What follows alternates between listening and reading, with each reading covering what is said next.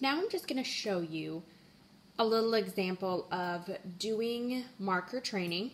And every time I go ahead and do marker training, I have 3 different rewards. I have a low reward. This essentially is just the dog's kibble, giving a portion of their, breakfast or dinner. Then there's 2 ways you can do this. You can have a medium reward, just be a bag of treats. What I do is I go buy the tiny small bags of a different type of dog food.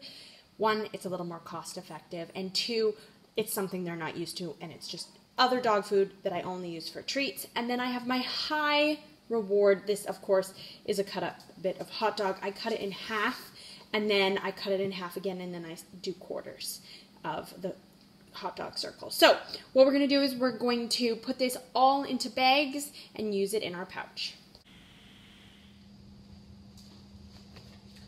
All right, I have little Gracie here, and as you can see, I'm wearing my pouch just like I'd shown you. I have the 3 type of rewards, and we're going to talk about specifically marker training.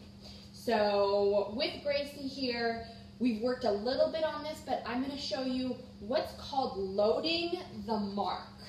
So right now, I'm taking the lowest reward. You could start with medium or low. I just recommend not starting with high.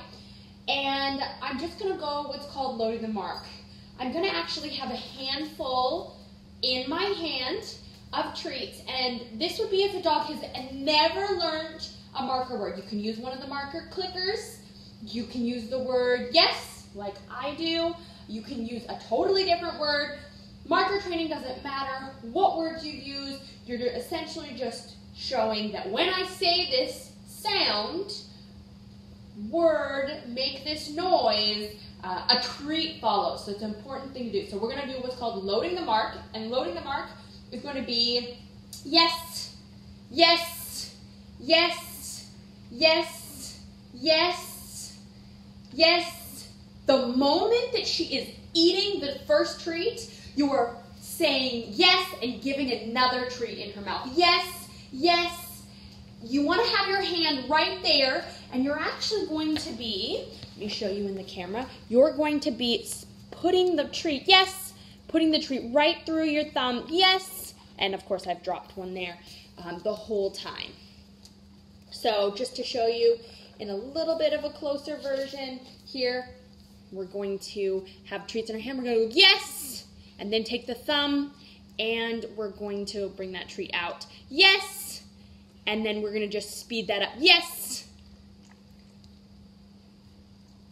Yes.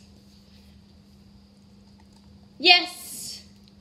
Now, for a brand new dog, you're not going to want to do this for a really long time. We're loading the mark. So we're going to do this for maybe 60 seconds. So 1 minute, 30 seconds, depending. If they are learning the clicker training, then and they already know it, you're actually going to just maybe do it for 15 seconds and go, yes. And then you can bring your hand back away. So right now, she is lying down, and that is great. So I'm going to mark that, yes.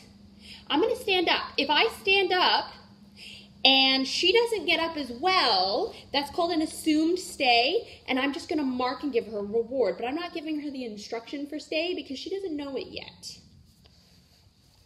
So she ended up getting up, so I'm just going to choose in that moment not to go ahead and mark that. Yes! Now, I just said yes once.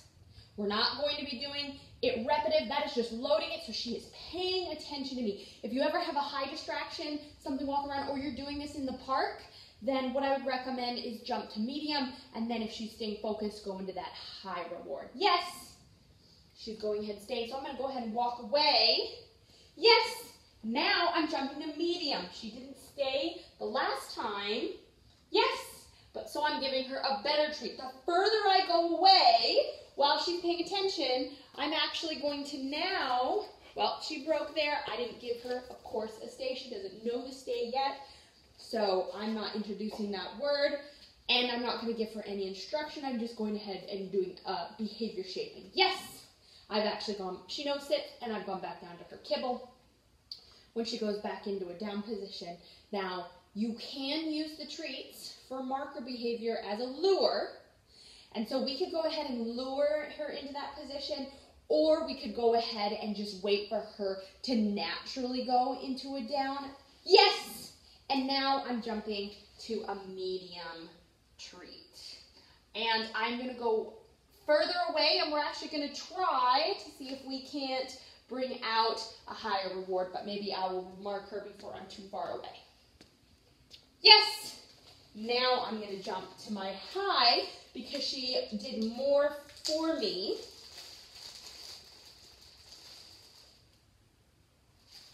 Oh, very good girl.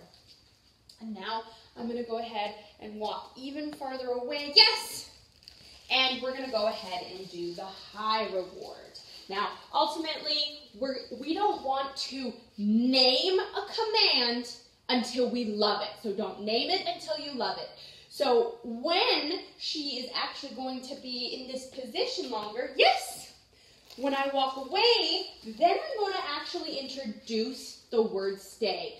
But right now, she has no idea what that word means. We haven't introduced it because I don't love it yet. I want her to be in that. Yes, I'm giving her the highest reward right now because she has not broken, and that is fantastic.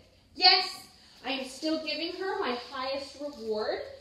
Excellent. Good girl. Excellent. Good girl. So I would do this multiple times, and I would do it under higher distraction before I start to give it a name. I want to do it in this room. I want to change and go and practice her being in a down stay in a different room. I want to practice it outside, the front yard, in the street. Once I have her doing it in all the different locations and under a little more distractions, then I love it. So then I'm going to start going ahead and giving a hand signal, and I'm going to start using the word. The reason you want to wait to name it is because you will get precision.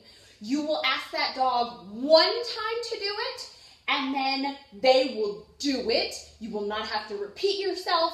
You give clarity. They're clear in knowing what they want. And yes, I am giving high reward because she is doing a prolonged stay, even though I'm close. We're doing it for a very long time, even though she doesn't know the name, and I'm rewarding her for that.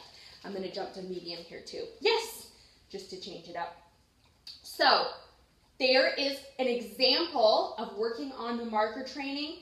She has kind of lost her excitement as well. So I'm going to take her and make her move into what she already knows by a command and going from a down to a sit. So Gracie, she knows it with hand signals. Well, sit. That does take a little bit of work. All right, prime example. I have never taught her to go from a sit. Yes, good girl. Go from a sit, from a down. That is something right there. It's a new exercise. Even though she knows sit, she only knows sit from standing. Sit. Yes, good girl. And I'm going to go ahead and give her low reward for doing that. So that's a prime example of your dog knows something, but if you change it up in repetition, they have no idea what you want. They might even know how to sit inside of one room in your house. When you go into the kitchen, they have no idea. You go into the park, they have no idea how to do that. So, yes, good girl. Also, she doesn't know down very well by command. She will down. I will reward her for that, but we also still haven't introducing that command. So there's a bit of an introduction into the marker training, and you're going to see me use that tool as we go. All right, Gracie, you did great. You did great. Good girl. Oh, yeah, good girl. Come on, let's say bye to everybody. Gracie, come here. Yes, good girl.